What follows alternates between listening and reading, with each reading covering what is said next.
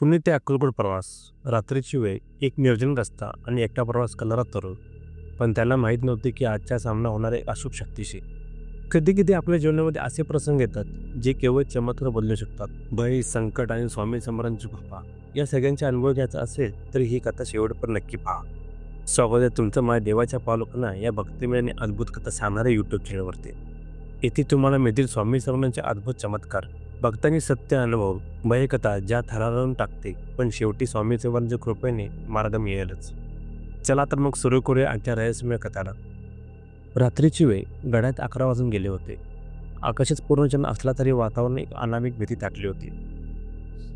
रमेश हा एक तरुण इंजिनियर मोठ्या कंपनीत नोकरी करत होता. पण आपल्या आईवडिलांमुळे त्याला लहानपणापासून स्वामी समर्थ नितांत श्रद्धा होती. कामाच्या गडबडीत तो अनेक वर्ष अक्कलकोटला जाऊ शकला नव्हता. पण आज अचानक त्याच्या मनामध्ये एक विचार आला, उद्यापर्यंत थांबायची गरज नाही, आजच अक्कलकोटला जायचं. रात्री गाडी काढली आणि पुण्याहून तो निघाला. रमेश गाडीत एकटाच होता.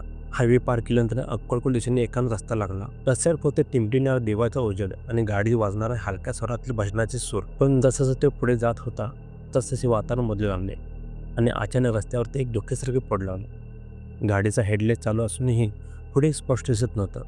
तेवढ्याच एका चौकामध्ये रमेशने चहा पिण्यासाठी गाडी थांबवली आणि गुगल मॅपवरती पाहू लागला. तिथे फक्त साधू उभा होता. त्याची डोळे